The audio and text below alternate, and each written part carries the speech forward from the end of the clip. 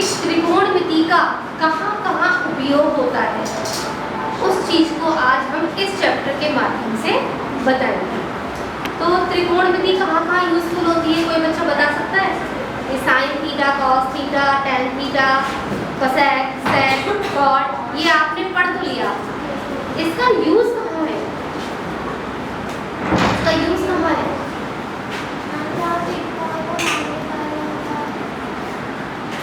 चलिए मैं बताती हूँ कि इसका यूज कहाँ है।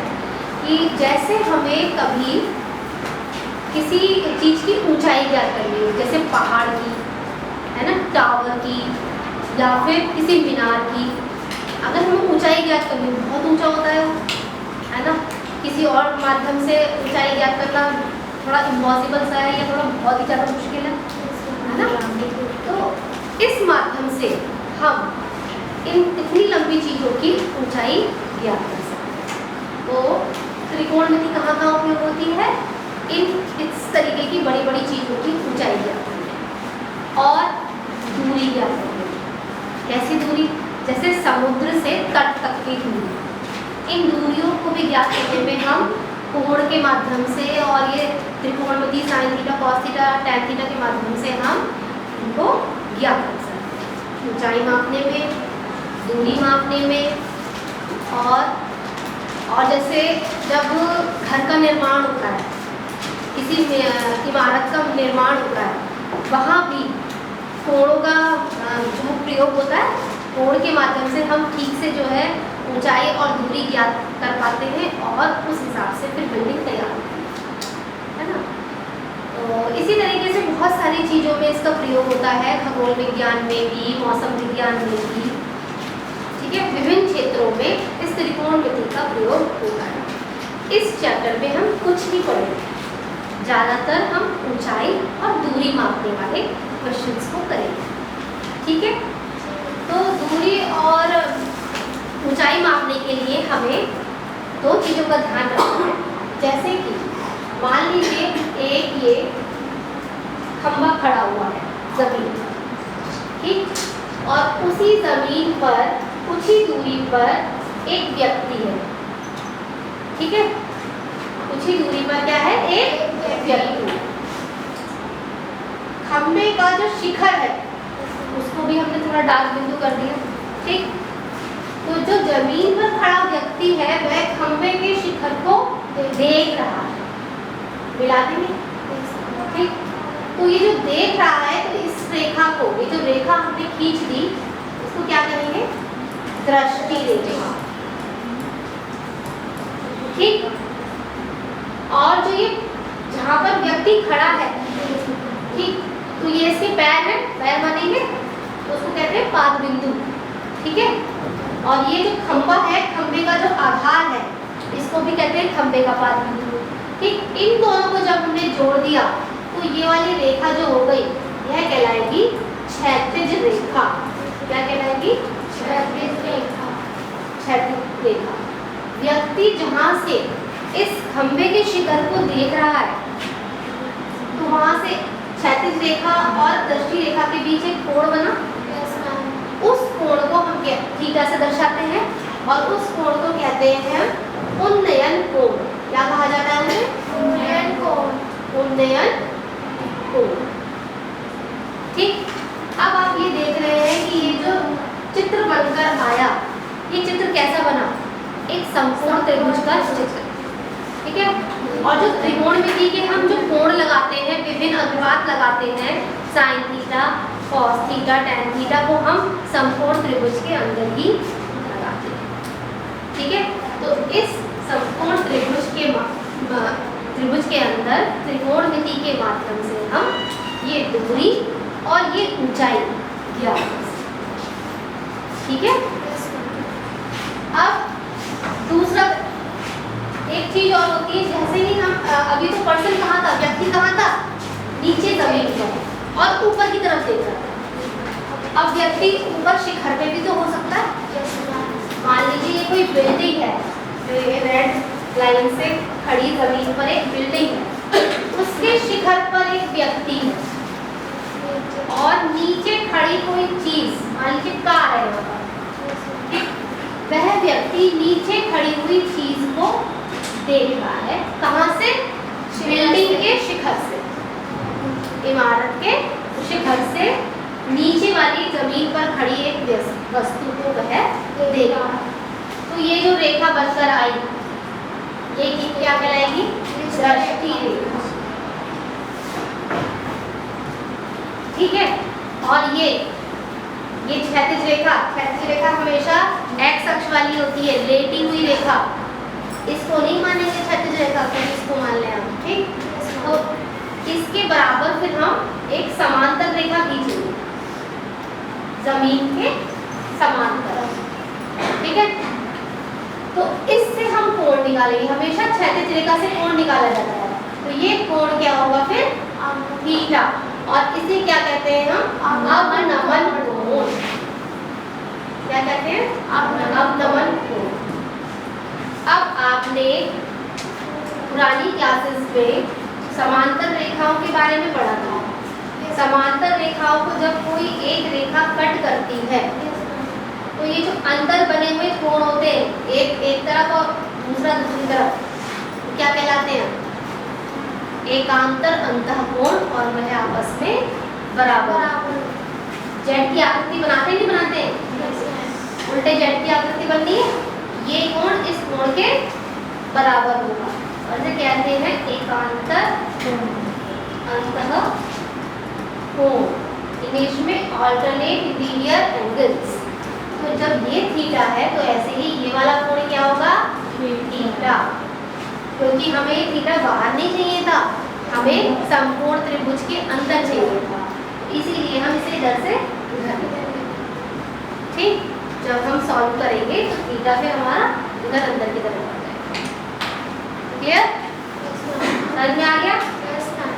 इन्हीं चीजों का कंसेप्ट लेकर के हमें आगे के क्वेश्चंस करते हैं और दूरी और ऊंचाई ज्ञात विभिन्न चीजों की। देखते हैं क्वेश्चन नंबर 1।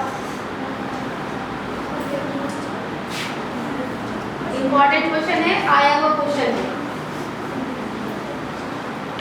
यदि समतल मैदान पर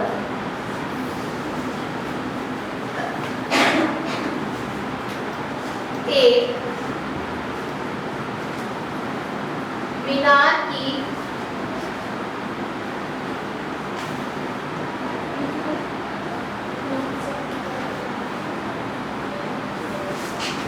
छाया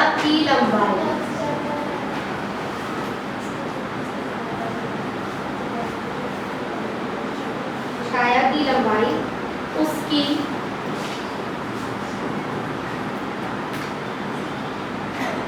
ऊंचाई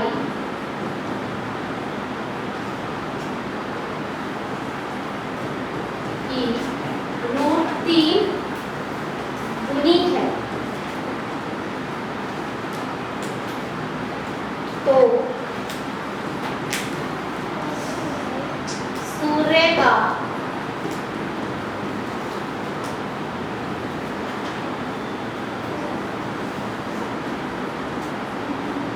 उन्नयन कोण है 60 डिग्री, बी 45 डिग्री, सी 30 डिग्री और डी 90 डिग्री।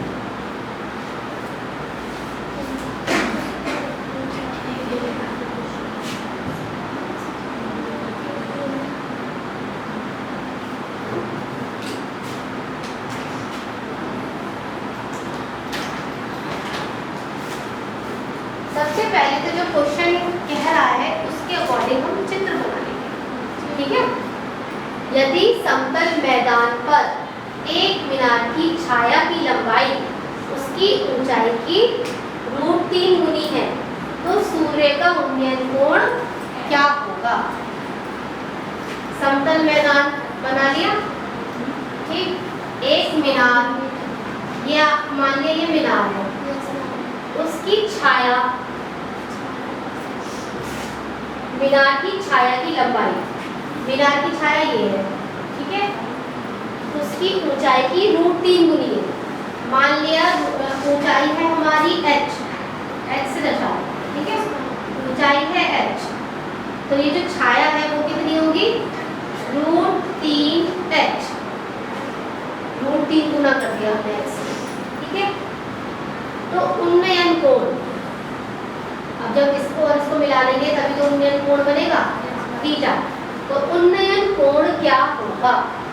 उन्नयन कोण निकालना है थीटा। इस त्रिभुज को मान लेंगे A, B और C, ठीक है। ये बन गया 90 डिग्री का कोण। 90 डिग्री के सामने वाली भुजा कर्ण, थीटा के सामने वाली भुजा लंब, और ये हो गया आधा, ठीक। अब हमें दिखाई दे रहा है कि लंब और आधार ये दोनों ही हमें थोड़ा बहुत दे रखा है क्वेश्चन को। तो लंब और आधार जिसमें आता हो वो वाला अनुपात ले लेंगे, त्रिकोणमितीय अनुपात, लाल बटे कक्का लिख लो, ठीक। तो L और A जिसमें आता हो वो ये है, ये sin cos tan, तो हम tan लिखेंगे। त्रिभुज ABC में, त्रिभुज ABC में tan थीटा बराबर, tan थीटा बराबर क्या होगा? लंब बटे आधार, लंब बटे आधार। लंब कितना है? h मान रखा है हमने चित्र में, और आधार √3h, ठीक है। तो h से h कट गया, कितना आया? 1/√3। अब उस दिन मैंने आप लोगों को टेबल बताई थी, tan का मान 1/√3 कितने डिग्री पे था? 30 डिग्री, ठीक है। तो tan थीटा बराबर tan 30 डिग्री। ये 1/√3 जो है tan 30 डिग्री का मान होता है, इसलिए 1/√3 की जगह हम क्या लिख सकते हैं? tan 30 लिखेंगे, ठीक। अब ये tan से tan हट जाएगा, कटेगा नहीं, हट जाएगा, काटेंगे नहीं इसको, काट देंगे तो पूरी चीज गायब होगी, सब जीरो हो गया। हमें तो थीटा चाहिए ना, ठीक है।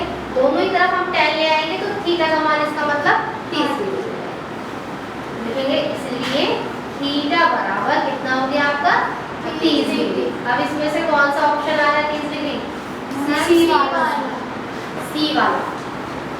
सी वाले पे आप क्लियर। अगर ये 1 नंबर के क्वेश्चन में आता है तो विकल्प के प्रश्न में, तो आपको इतना सॉल्व करके दिखाने की जरूरत नहीं है। लेकिन अगर ये 2 नंबर के क्वेश्चन में आता है तो आपको ये इतना तो सॉल्व करके दिखाना, ठीक है, क्लियर। नोट कर लीजिए इसे। फिर मैं आपको एक ट्रिक बताऊंगी कि बिना सॉल्व करे, मान लीजिए 1 नंबर का क्वेश्चन आता है और बिना सॉल्व करके आप कैसे बताएं, बिना सॉल्व करें कि ये जो क्वेश्चन है इसका आंसर 30 डिग्री होगा, ठीक। पहले नोट कर लीजिए।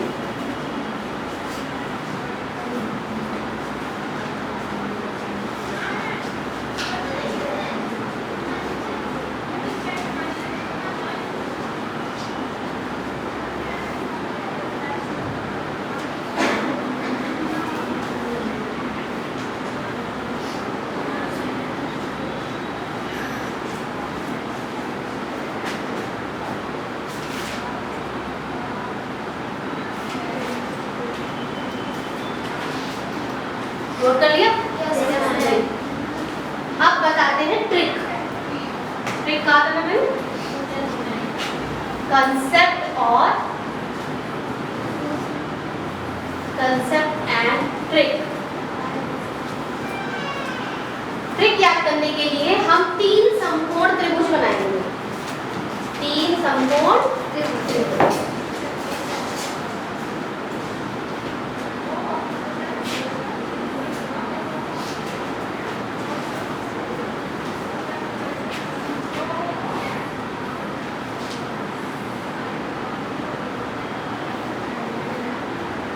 इसको भी मान मान लिया ए बी सी, ये भी ए बी सी और ये भी ए बी सी।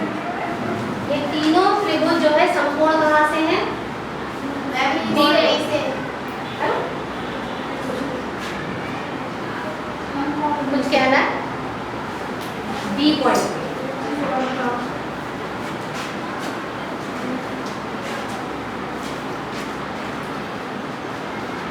ठीक, ये मान लिया थीटा, थीटा, थीटा। अब आपको पता है कि 90 डिग्री के सामने वाली भुजा क्या कहलाती है? कर्ण। ये भी कर्ण, ये भी कर्ण और ये भी कर्ण।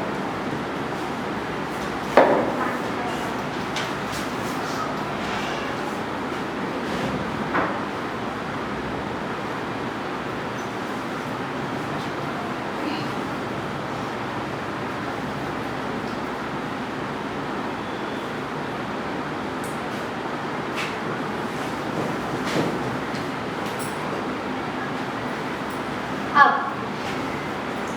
जो ये तो हमारा आधार है, ठीक है, इसमें भी ये आधार और इसमें भी ये आधार। ठीक, जब हमारा आधार और लंब, ये लंब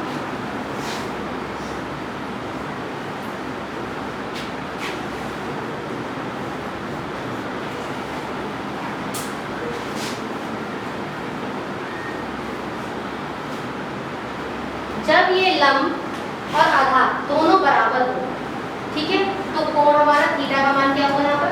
45। ठीक है, थीटा का मान क्या होगा? 45 डिग्री।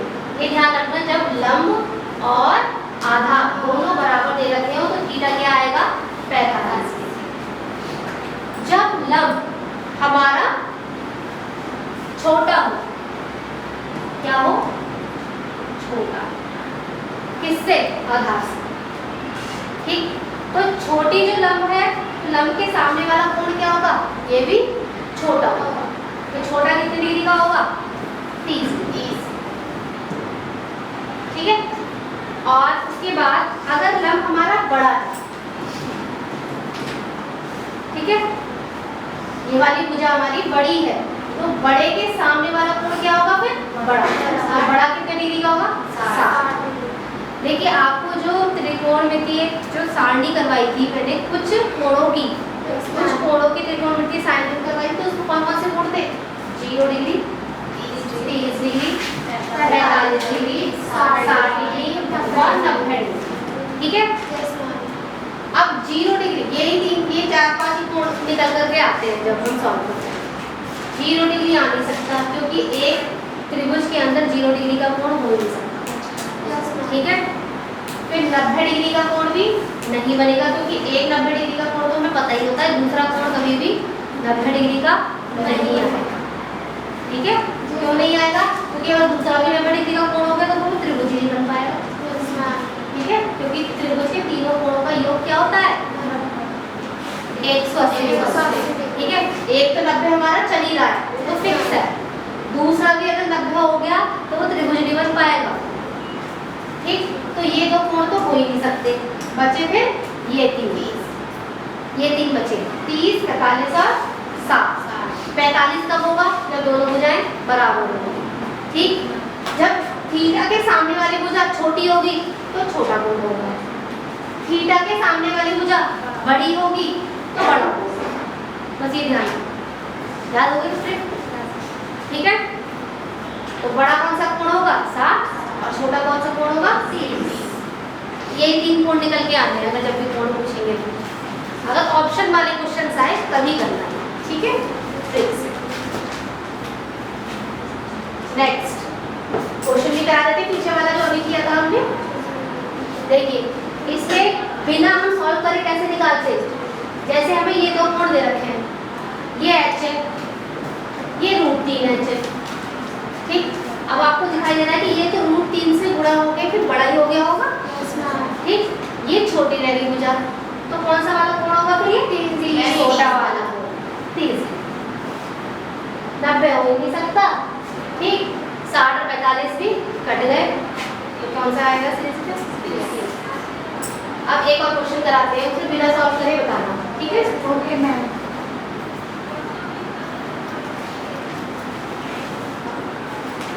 पहले तो बिना सॉल्व करे बताना और फिर उसको सॉल्व करके भी दिखाएंगे, ठीक है? यदि मीनार की ऊंचाई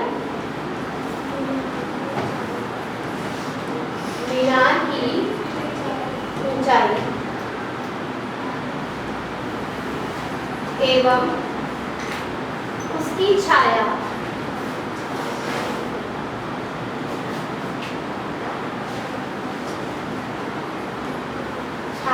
की लंबाई समान हो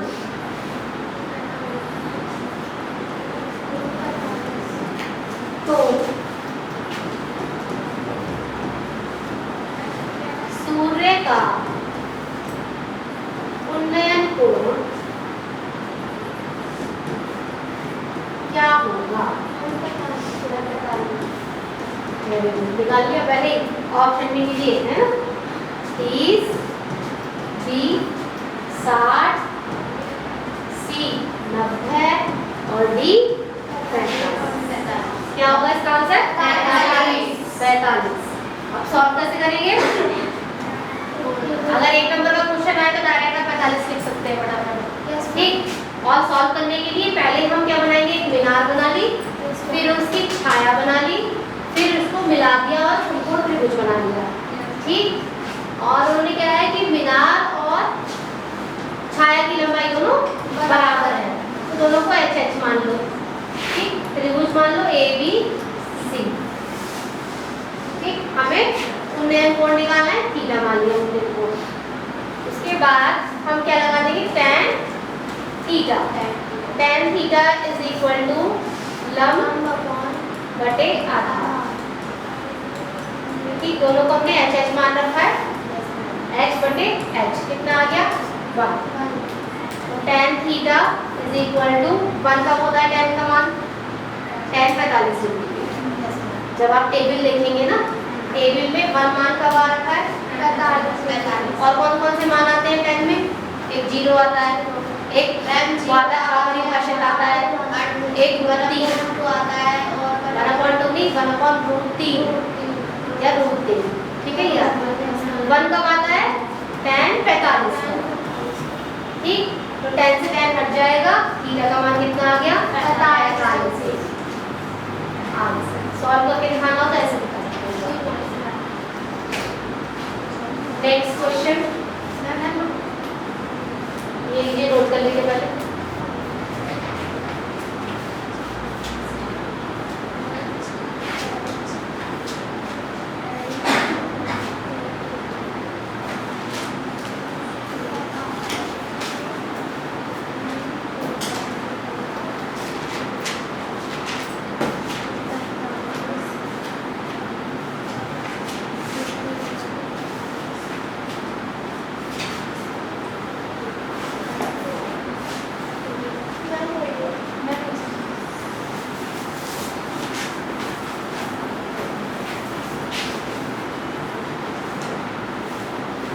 एक मीनार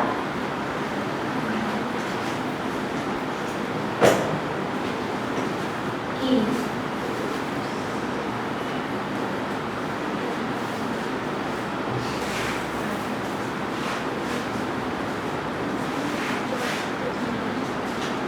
चोटी का उन्नयन कोण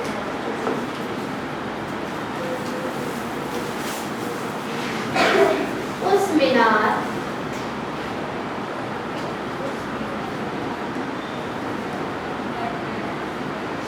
के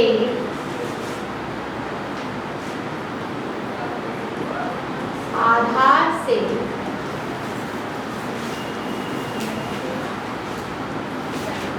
क्षैतिज तल पर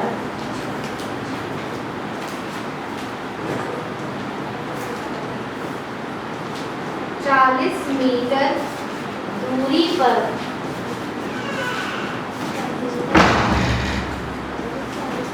स्थित बिंदु से देखने पर 45 डिग्री है। मीनार की ऊंचाई ज्ञात कीजिए।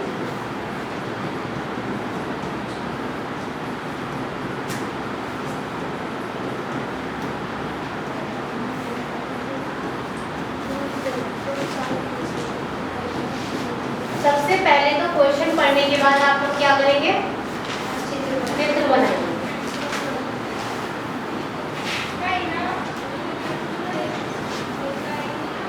चित्र बनाइए।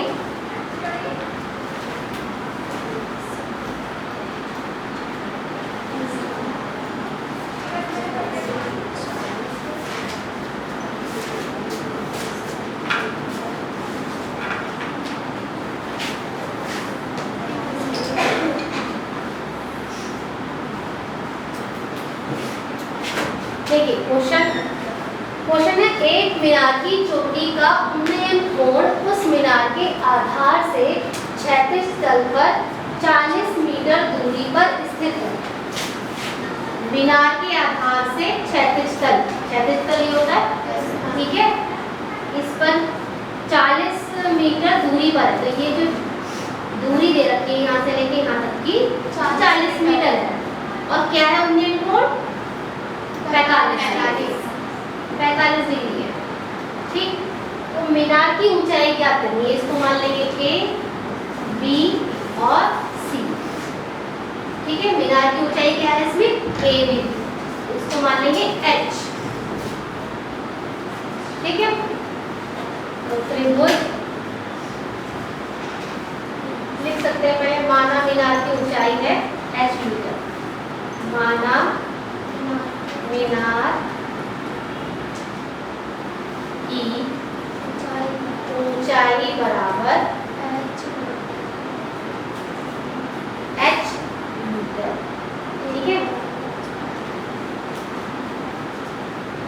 तो त्रिभुज ABC में ABC त्रिभुज के अंदर हमें H ज्ञात करना है और हमें आधार दे रखना है। लंब और आधार के बीच में ही हमें सॉल्व करना है। तो लंब और आधार कौन से त्रिकोण के अनुपात में आता है? cos। लिख कर देखिए बेटे, लाल बटे कक्का। ये आया हमारा साइन, cos और tan। हमें लंब और आधार चाहिए। ये लंब है और ये आधार है और ये कर्ण है। कर्ण की तो हमें जरूरत पड़ी नहीं रही, हमें केवल लंब और आधार को देखना है। तो लंब और आधार किस में आ रहा है? tan। तो हम tan थीटा का प्रयोग करेंगे यहाँ पे। और थीटा का मान हमें दे रखा है कितना? 45 डिग्री। तो tan 45 डिग्री बराबर AB बटे BC। लिख सकते हैं? या लिख लो लंब बटे आधार। ठीक, लंब का मान हमने H मान लिया है और आधार 40 और tan 45 डिग्री का मान क्या आता है? 1। टेबल में से देख लेंगे, या साइन, कॉस और tan, ये तीन वैल्यूज तो आप लर्न ही कर लीजिए क्योंकि हर क्वेश्चन में ये यूज होनी होगी। साइन कभी tan 45 का मान मांगता है, कभी tan 60 का, कभी tan 30 का, तो आप इसको याद ही करो। ठीक, तो tan 45 डिग्री का मान कितना है? 1। अब क्या करेंगे? H का मान निकालने के लिए ये 40 जो है 1 के साथ गुणा हो जाएगा। 1 गुणा 40 बराबर H। तो H कितना आ गया? 40 मीटर। ठीक, लास्ट में लिख देंगे मीनार की ऊंचाई बराबर 40 मीटर। मीनार की ऊंचाई निकालनी थी, वह हमारी आ गई 40 मीटर। आंसर।